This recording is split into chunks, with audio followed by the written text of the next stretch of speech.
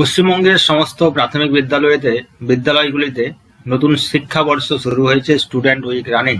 এবং student week পালনের যে মূল পয়েন্টগুলো রয়েছে তার মধ্যে উল্লেখযোগ্য পয়েন্ট হচ্ছে যে ডোর টু ডোর ভিজিট করে স্টুডেন্ট নিয়ে এসে আমাদের বিদ্যালয়ে ভর্তি করাতে হবে, অর্থাৎ রোল স্ট্রেন্থ বাড়াতে হবে। তো এর মধ্যে আরেকটা ঘটনা ঘটেছে, যেটা হচ্ছে গিয়ে অল ওভার ওয়েস্ট বেঙ্গল সমস্ত ডিস্ট্রিক্টগুলোতে, ম্যাক্সিমাম ডিস্ট্রিক্টগুলোতে হেড টিচার প্যানেল হয়ে গেছে। এবং এই হেড টিচার প্যানেলে অনেক টিআইসি ছিলেন যারা তারা হেড টিচার হয়েছেন, এবং অ্যাসিস্ট্যান্ট টিচারও কিন্তু অনেকেই ছিলেন যারা কিন্তু প্যানেলাইজড হয়েছেন হেড টিচারের।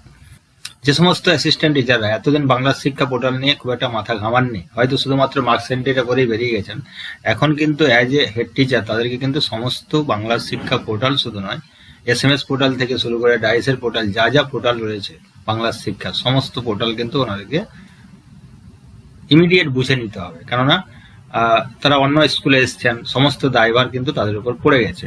তাই আমার আজকের যে ভিডিও রয়েছে সেটা হচ্ছে নিউ অ্যাডমিশন, যেটা এখন চলছে, যে স্টুডেন্টদের DCF বা নিউ স্টুডেন্ট এন্ট্রি আমরা বাংলা শিক্ষা পোর্টালে কিভাবে করব। এবং আমার এই ভিডিওটাতে আমি পুঙ্খানুপুঙ্খ আলোচনা করব, শর্টকাট করব না। কারণ হচ্ছে নিউ যারা হেড টিচার হয়েছেন তাদের কথা মাথায় রেখেই আমার এই ভিডিওটা একটু এলাবোরেট করব, সমস্ত পয়েন্টগুলো ধরে ধরে আলোচনা করব। ঠিক আছে? তো তার আগে আমি স্বপন, নমস্কার। আপনারা দেখছেন ইগাল একাডেমি চ্যানেলে আপনাদের সবাইকে স্বাগত জানাই। তো দেখুন, আমি অলরেডি একটা প্রাইমারি স্কুলের পোর্টাল খুলে বসে আছি, এবং এটা বাংলা শিক্ষা পোর্টাল। লগ ইন আইডি যে ক্রেডেনশিয়ালগুলো রয়েছে সেগুলো আপনারা সবাই জানেন, ওটা নিয়ে আমি আর সময় নষ্ট করছি না। আমি ডাইরেক্ট পোর্টালে ঢুকে গেছি, এবং পোর্টালে ঢোকার পর আমাকে নিউ স্টুডেন্ট এন্ট্রি করতে হবে।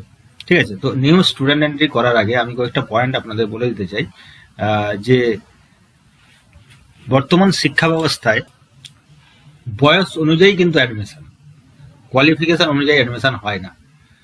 মানে যে বয়সে রয়েছে সেই বয়স অনুযায়ী কিন্তু তাকে অ্যাডমিট করা হবে। আগের ক্লাসটা সে পাস করে এসেছে কিনা সেটা কোনো কথা নয়, সেটা বড় কথা নয়। আগের ক্লাস পাস করেছি কি করেনি, আগের ক্লাসে আদৌ ছিল কি ছিল না, এটা কোনো যায় আসে না। এজ অনুযায়ী কিন্তু আমরা অ্যাডমিশনটা করাবো। এবং এই শিক্ষা ব্যবস্থায় দেখা যাচ্ছে কোনো স্টুডেন্টকে ক্লাস 8 পর্যন্ত আমরা ডিটেনশন করাতে পারি না। এজ অনুযায়ী ভর্তি করাবো, ডিটেনশন করাবো না, কিছু শিখুক না শিখুক, এটাই সিস্টেম। তো প্রথমে আমাদের জেনে নিতে হবে যে এজটা কি, এজ ক্যালকুলেটরটা কি। এখানে দেখুন, একটা ভর্তির ক্ষেত্রে ছাত্রছাত্রীর বয়স নির্ধারণ হিসেব বা ভর্তির ক্ষেত্রে ছাত্রছাত্রীর বয়স নির্ধারণ বা হিসেব হবে 1 জানুয়ারি 2024, মানে 1 জানুয়ারি 2024 অবধি তার বয়স কত হচ্ছে। দেখুন, শিশুর বয়স যদি 5 অথবা 5-এর থেকে বেশি হয়, অর্থাৎ তার জন্ম তারিখ যদি 2-1-2018 থেকে 1-1-2019 পর্যন্ত হয়, তাহলে সে প্রাক প্রাথমিকে ভর্তি হতে পারবে। তার কম যদি বয়স হয় সে কিন্তু পারবে না। এই সময়সীমার মধ্যেই কিন্তু তাকে ভর্তি হতে হবে। নেক্সট হচ্ছে 6 বছর বা 6 থেকে বেশি, 6 or 6+, 2-1-2017 থেকে 1-1-2018 পর্যন্ত এই সময়সীমার মধ্যে হলে প্রথম শ্রেণীতে ভর্তি হবে। 7 বা 7-এর বয়সের থেকে বেশি, 7+ যদি হয়, অর্থাৎ কিনা 2-1-2016 থেকে 1-1-2017 পর্যন্ত যদি বয়স হয়, তাহলে দ্বিতীয় শ্রেণীতে ভর্তি হবে।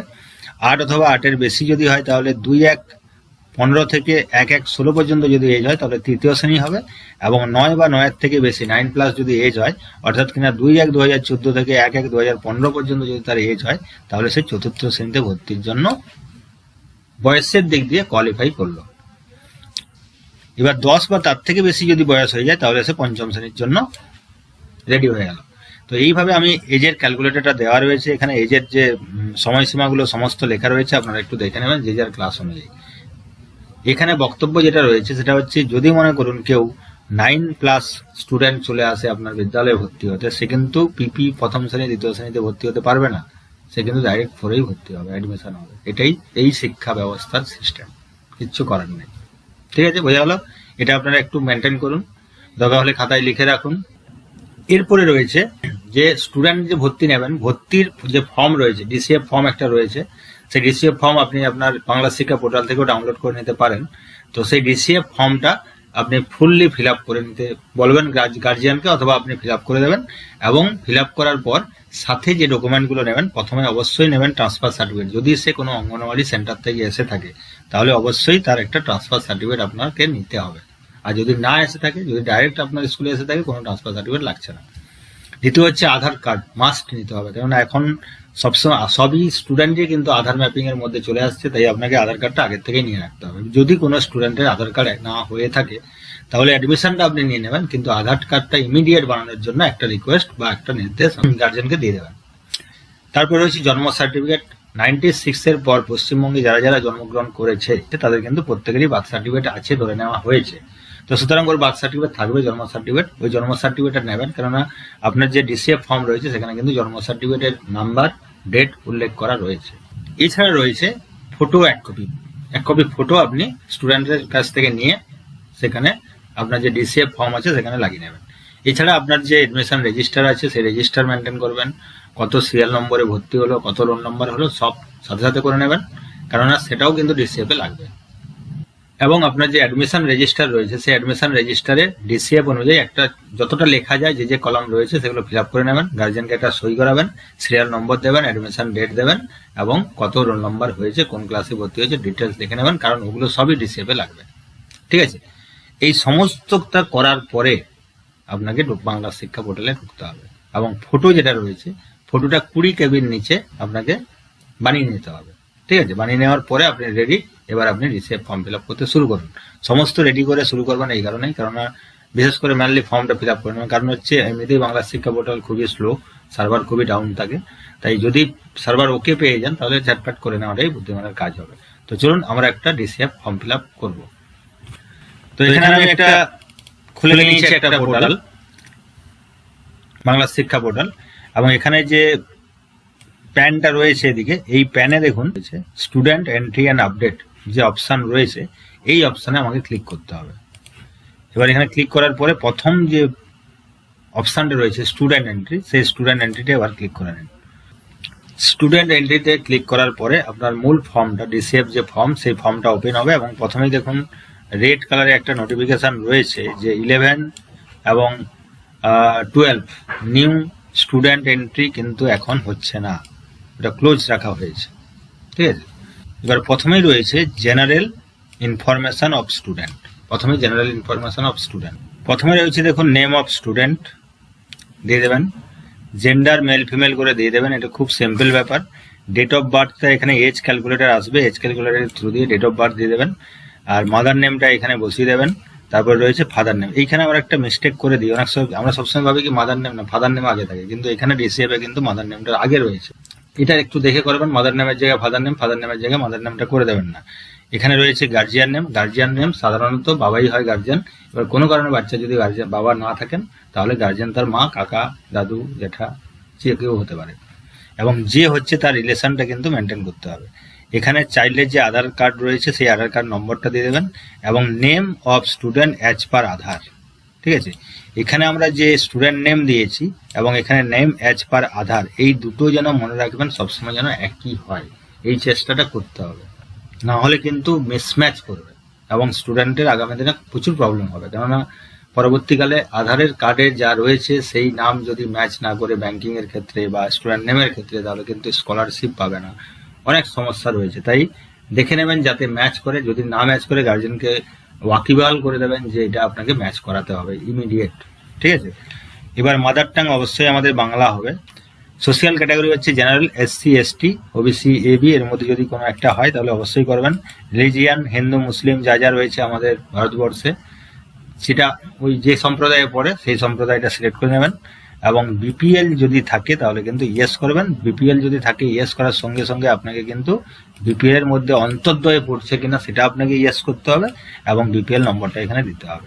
আর যদি আপনি অন্তর্দ্বয়ে না পড়ে করেন তাহলে কিন্তু আপনাকে বিপিএল নাম্বারটা এখানে দিতে হবে। তার মানে আপনার যে ডকুমেন্ট রয়েছে সেই ডকুমেন্টের মধ্যে আরেকটা হয়ে গেল ডকুমেন্ট অ্যাড, সেটা হচ্ছে বিপিএল কার্ড বা এএওয়াই কার্ড, বুঝলেন না? তো রেশন কার্ডগুলো কিন্তু আপনি একটু কালেকশন করে নিতে পারেন, কারণ এখানে আমি একটা ইনফরমেশন দিয়ে রাখি, ইদানিং লাস্ট 6 মান্থ ধরে দেখা যাচ্ছে যে রেশন কার্ড আমাদের যে রয়েছে, যেমন RKSY1, SPHH, এই ধরনের যে ক্যাটাগরিগুলো রয়েছে, অনেক ক্যাটাগরি কিন্তু AYY তে কনভার্ট হয়ে গেছে। ঠিক আছে, এটা কিন্তু খবর আছে, খবর নয়, এটা কিন্তু ঘটনা। তো তাই দেখা যাবে কি আপনার ম্যাক্সিমাম স্টুডেন্ট কিন্তু দেখা যাবে AAY ক্যাটাগরির মধ্যেই পড়ে যাচ্ছে। তো যখন পড়েই যাচ্ছে AAY ক্যাটাগরিতে, অর্থাৎ আপনার বিপিএল ক্যাটাগরিতে, তাহলে আপনি স্টুডেন্টটাকে বিপিএল দেখান। যদি গার্জিয়ান কোনো রেশন কার্ড না নিয়ে এসে থাকে, পরে আপনি নিয়ে আসতে বলুন ডিসিএফটা ফিল আপ করার আগে, এবং এটাকে এন্ট্রি করে দিন। কেননা ইকোনমিক্যালি উইকার সেকশন বা বিপিএল এর কিন্তু আগামী দিনে অনেক সুবিধা সুযোগ রয়েছে, আপনি এটা কিন্তু দেখাতে পারেন। নেক্সট রয়েছে কি, হোয়েদার বিলং টু, আর যদি না হয় বিপিএল ক্যাটাগরি যদি না হয়, তাহলে আপনি এখানে নো করে দিলে আর এই পয়েন্টগুলো আর আপনাকে ফিল আপ করতে হবে না। এরপর হচ্ছে whether belong to economically weaker section, EWS, যদি এটা থাকে আপনি ইয়েস করবেন, আর যদি না থাকে নো করে দেবেন। আর সিডব্লিউএসএন আপনারা জানেন, যদি হ্যান্ডিক্যাপ বা ডিসেবিলিটি থাকে, যদি থাকে তাহলে এখানে সিলেক্ট করতে হবে ব্লাইন্ডনেস না লো ভিশন কি রয়েছে সেটা আপনাকে বলে দিতে হবে, ডিসেবিলিটি পার্সেন্টেজটা এখানে দিয়ে দিতে হবে। যদি না থাকে নো করলে আর কোনো অপশন আপনাকে ফলো করতে হবে না, ঠিক আছে। Is this child identified as out of school child, মানে ড্রপ আউট চিলড্রেন, মানে স্কুল থেকে বেরিয়ে গেছে, পড়াশোনা করেনি, ও আবার ফিরে আসছে, এই ধরনের যদি হয়, যদি ইয়েস করেন তাহলে দেখুন ইন কারেন্ট ইয়ারে আসছে না ইন আর্লিয়ার একাডেমিক ইয়ারে আসছে, ওটা আপনাকে সিলেক্ট করতে হবে। যদি না হয়, নিউ হয়, যদি ফ্রেশ হয় তাহলে নো করে দেবেন। আচ্ছা, বার্থ রেজিস্ট্রেশন নাম্বারটা আপনাকে এখানে দিতে হবে। ব্লাড গ্রুপটা যদি পারেন দিয়ে দেবেন। মানে আইডেন্টিফিকেশন মার্কস ম্যান্ডেটরি নয়, এগুলো কিন্তু ম্যান্ডেটরি নয়, আপনি নাও দিতে পারেন। হেলথ আইডি যদি থাকে দেবেন, নাহলে দেওয়ার দরকার নেই। রিলেশন উইথ গার্জেন, যে গার্জেনের নাম আপনি এখানে দিয়েছিলেন, দেখুন এখানে নেম অফ গার্জেন এখানে দেওয়া ছিল, এই গার্জেনের সাথে এবার ওর রিলেশনটা কি রয়েছে এটা কিন্তু আপনাকে এখানে লিখতে হবে। দেখুন বেছে নিতে হবে, ফাদার না মাদার না আদার্স, ঠিক আছে। যে বাবা মা যা যে আছে, বাবা মার মধ্যে যদি কেউ না গার্জেন হয়ে থাকেন তাহলে ওটা আদার্স দিয়ে বেরিয়ে যেতে হবে। এবার অ্যানুয়াল ফ্যামিলি ইনকামটা অবশ্যই দিয়ে দেবেন 0 থেকে, এটা কিন্তু অ্যানুয়াল নট মান্থলি, তো এটা দেখে করে নেবেন কোনটা আসছে। এবার স্টুডেন্ট হাইট অ্যান্ড ওয়েট যেটা রয়েছে কেজি, মানে হাইট অ্যান্ড ওয়েট সেন্টিমিটারে হাইট এবং ওয়েটটা হচ্ছে কেজিতে আপনাকে দিতে হবে, এটা কিন্তু মাস্ট। কারণ হচ্ছে আমরা লাস্ট একাডেমিক সেশনে দেখেছি যে আমাদের কিন্তু ডাইসের ফর্মে আমাদেরকে কিন্তু আলাদাভাবে হাইট এবং ওয়েটটাকে আমাদের লিখতে হয়েছে অ্যাডিশনাল ইনফরমেশন হিসাবে, তাই এখানে যখন রয়েছে দিয়ে দিতে হবে। তারপরে রয়েছে গার্ডিয়ানস কোয়ালিফিকেশন, এবার কোয়ালিফিকেশন যার যা রয়েছে মাধ্যমিক এইচএস গ্রাজুয়েশন যার যেটা রয়েছে এখানে ড্রপ ডাউন লিস্ট থেকে আপনাকে ওটা বেছে নিতে হবে। এবার রয়েছে দেখুন enrolment detail of student in present school for current year, বর্তমান কারেন্ট ইয়ারে ওর যে অ্যাডমিশন স্ট্যাটাসটা কি রয়েছে ওটা আপনাকে লিখতে হবে। যেমন অ্যাডমিশন নাম্বার ইন স্কুল, আমি একটু আগে বলছিলাম যে আপনার যে অ্যাডমিশন রেজিস্টার আছে সেখানে কত নম্বরে ওর নামটা এলো, ঠিক আছে। এবার সেই নম্বরটা এখানে লিখতে হবে, অ্যাডমিশন ডেটটা লিখতে হবে, admission date in present class ডেটটা দিয়ে দেবেন। এবং তারপরে রয়েছে যেটা status of student in previous academic year of schooling, এখানে কিন্তু আপনাকে ম্যান্ডেটরি রয়েছে, এখানে আপনাকে লিখতে হবে যে ও কোথার থেকে এসছে, অঙ্গনওয়াড়ি সেন্টার থেকে আসতে পারে, নান নট স্টাডিং, কোনো রকম স্টাডি করেনি, ডাইরেক্ট এজ হয়েছে চলে এসছে হতে পারে। এবার কোনটা এটা হয়েছে, স্টাডি অ্যান্ড কারেন্ট নিজের স্কুলেই পড়ছিল এমনটা হতে পারে, আবার আদার স্কুল থেকে এসছে এটাও হতে পারে, যেটা কারণ যেটা আপনার ঠিক মনে হবে সেটাই আপনাকে সিলেক্ট করে নিতে হবে। এবার আমি অঙ্গনওয়াড়ি করে নিলাম, একাডেমিক ইয়ারটা অবশ্যই 2024 হবে, প্রেজেন্ট ক্লাসটা অবশ্যই প্রি প্রাইমারি হবে যেহেতু ফার্স্ট টাইম এসছে নিউ, আর যদি অন্য ক্লাস হয় সেটা বয়স অনুযায়ী আপনি দেখে নেবেন। এবং ভর্তি হওয়ার সময় আপনার কত রোল নাম্বার দাঁড়ালো এখানে 1 2 3 4 করে যেটা লিখে দেবেন। আর বেঙ্গলি অবশ্যই মিডিয়াম। এবার অ্যাডমিশন টাইপ যদি ফার্স্ট টাইম অ্যাডমিশন হয় তাহলে অবশ্যই ফার্স্ট টাইম অ্যাডমিশন সিলেক্ট করবেন, না হলে নিউ অ্যাডমিশন উইথ টিসি আর এসএলসি, আপনার যেটা প্রযোজ্য মনে হবে সেটা করে নেবেন। এবার আসছে facility and others details of the student, এখানে প্রথমে রয়েছে দেখুন যে facility provided to the student for the year of filling data, যে আপনি ফ্যাসিলিটি দিচ্ছেন কিনা, মানে গভর্নমেন্ট ফ্যাসিলিটিগুলো পাচ্ছে কিনা, এটা অলওয়েজ আপনি ইয়েস করবেন। ফ্রি ইউনিফর্ম আমরা দিয়ে থাকি, ইয়েস হবে। ট্রান্সপোর্ট ফ্যাসিলিটি যদি থাকে আপনার স্কুলে, যদি কোনো ট্রান্সপোর্ট ফ্যাসিলিটি থাকে তাহলে ইয়েস, না হলে নো করবেন, এখানে আমি নো করলাম। ফ্রি এসকর্ট ফ্যাসিলিটি যদি থাকে ইয়েস করবেন, না হলে নো করবেন। হোস্টেল ফ্যাসিলিটি যদি হোস্টেল থাকে অ্যাভেলেবেল তাহলে ইয়েস, না হলে নো। বাইসাইকেল যদি দেওয়া হয় তাহলে, যে যদি 9-10 ক্লাস থাকে মানে আপার প্রাইমারি থাকে তাহলে অবশ্যই এটা ইয়েস হবে, প্রাইমারির ক্ষেত্রে এটা নো হবে। সুচ কিন্তু সবার জন্যই রয়েছে তাই এটা ইয়েস করে নেবেন।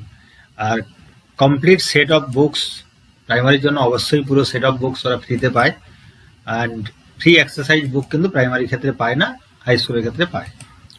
এরপরে রয়েছে স্কলারশিপ রিসিভ বাই স্টুডেন্ট, এটা কিন্তু মেনলি আপার প্রাইমারি এবং হাই স্কুলের জন্য কিন্তু করা রয়েছে। এবার যদি আপনার স্টুডেন্ট কোনো স্কলারশিপ, সেন্ট্রাল স্কলারশিপ যেটা রয়েছে যদি পেয়ে থাকে, তাহলে ইয়েস করলে আপনাকে সেই স্কলারশিপের ডিটেলস দিতে হবে, আর নো থাকলে কোনো কিছুই দিতে হচ্ছে না। স্টেট স্কলারশিপ যদি ইয়েস করেন, কি স্কলারশিপ পেয়েছে তার একটা লিস্ট দেওয়া রয়েছে, স্বামী বিবেকানন্দ থেকে শুরু করে SC ST স্কলারশিপ, যেটাকে ওএসসিস বলা হয়, এগুলো সব পেয়েছে কিনা। হ্যাঁ, ঐক্যশ্রী স্কলারশিপ যদি কিছু পেয়ে থাকে তাহলে দিয়ে দেবেন, আর নয় নট অ্যাপ্লিকেবল, এই লিস্টে যদি না থাকে নট অ্যাপ্লিকেবল করে বেরিয়ে যাবেন। এখানে নো করলে কিন্তু আর কিছুই আসছে না। আচ্ছা, স্কলারশিপ তাহলে নো হয়ে গেল, আদার স্কলারশিপ নো করে দেবেন। যদি আপনার স্টুডেন্ট অমনোযোগী হয় তাহলে এখানে ইয়েস করবেন, না হলে নো করবেন। এক্সট্রা কারিকুলাম অ্যাক্টিভিটি থাকলে ইয়েস, না হয় নো। স্টুডেন্ট যদি অলিম্পিয়াড, ন্যাশনাল লেভেল কম্পিটিশনে পার্টিসিপেট করে থাকে তাহলে ইয়েস, না হলে নো করবেন। Does the child participated in NCC, এগুলো সবই হায়ার সেকেন্ডারি বা কলেজের জন্য, আপার লেভেলের জন্য, এটা আমাদের জন্য নয়। গেটিং ফ্রি এডুকেশন এজ, এটা অবশ্যই আপনাকে ইয়েস করতে হবে। আমরা সবসময় ফ্রি এডুকেশনটাই পাই।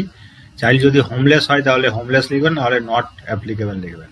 স্পেশাল ট্রেনিং ফ্যাসিলিটি পিরিয়ড থাকলে দেবেন, নাহলে provided special training facility provide করা যদি হয়ে থাকে তাহলে ইয়েস করবেন, নাহলে নো করবেন। আর নেক্সট লাস্ট রয়েছে weather capable of handling digital device. এটা কিন্তু এখন নিউ অ্যাড হয়েছে আমাদের ডাইসে, যে capable of handling digital device including internet সমেত ইন্টারনেট ব্যবহার করতে পারছে কিনা, এটা কিন্তু আপনাকে ইয়েস নো করে নিতে হবে। প্রাইমারি সেক্টরে দেখা যাচ্ছে কি এগুলো সাধারণত ইন্টারনেট বা ডিজিটাল ডিভাইস কিন্তু তারা হ্যান্ডেল করতে পারে না। এরপর আসছে ভোকেশনাল এডুকেশন ডিটেল, যদি আপনার থাকে, এটা প্রাইমারি সেক্টরে কখনোই থাকে না, তাই এগুলো নো করে বেরিয়ে আসবেন। ঠিক আছে, দুটোই নো করে নেবেন। এরপরে রয়েছে কন্ট্যাক্ট ইনফরমেশন। স্টেট প্রথমে রয়েছে, কান্ট্রি ইন্ডিয়াই হবে, স্টেটটা সিলেক্ট করবেন। অ্যাড্রেস যা ভিলেজ রয়েছে সেটা দেবেন, লোকালিটি দেবেন। এখানে ড্রপডাউন লিস্ট থেকে ডিস্ট্রিক্টটা সিলেক্ট করে নেবেন। এবার ডিস্ট্রিক্ট সিলেক্ট করার সঙ্গে সঙ্গে এখানে ব্লক চলে আসবে, আপনাকে ব্লকটা যে রয়েছে ড্রপডাউন লিস্ট এখানেও চলে আসবে, সেই ব্লক আপনাকে সিলেক্ট করে নিতে হবে। এখানে ব্লক যাই হোক একটা সিলেক্ট করে নিলাম। তারপরে রয়েছে পঞ্চায়েতের নাম আপনাকে সিলেক্ট করে নিতে হবে, পোস্ট অফিস দিয়ে দিতে হবে, পুলিশ স্টেশন দিতে হবে, পিনকোড দিতে হবে, মোবাইল নাম্বার অবশ্যই যেন মোবাইল নাম্বারটা দেওয়া হয়, স্টুডেন্টের মোবাইল নাম্বার দিতেই হবে। ঠিক আছে, এটা আপনাকে মনে রাখতে হবে। এবার কন্ট্যাক্ট যদি মেল আইডি থাকে মেল আইডি দিয়ে দিতে হবে। স্টুডেন্টের যে অ্যাড্রেস এবং গার্জেনের যে অ্যাড্রেস যদি সেম হয়, 100% সেম হবে, আপনাকে সেম অ্যাড্রেসটা আপনাকে ক্লিক করে নিতে হবে। ঠিক আছে, এরপরে চলে আসছে ব্যাংক ডিটেল। প্রাইমারি সেক্টরে ব্যাংকের কোনো ডিটেলস লাগে না, যদি হাই স্কুল হয় তাহলে কিন্তু এখানে ব্যাংক ডিটেলটা আপনাকে দিয়ে দিতে হবে, এবং এরপরে একটা ফটো আপলোড করে সেভ ডিটেলে আপনাকে ক্লিক করে নিতে হবে একবার পুরো ফর্মটা ভেরিফাই করে নেওয়ার পর। ঠিক আছে, দেখুন সেভ এজ বাটনে ক্লিক করার সঙ্গে সঙ্গে আমার স্টুডেন্ট কিন্তু added successfully and the unique code is, একটা কোড দিয়ে দিয়েছে। আমার স্টুডেন্ট সাকসেসফুলি অ্যাডেড হয়ে গেছে এবং একটা কোডও দিয়ে দিয়েছে।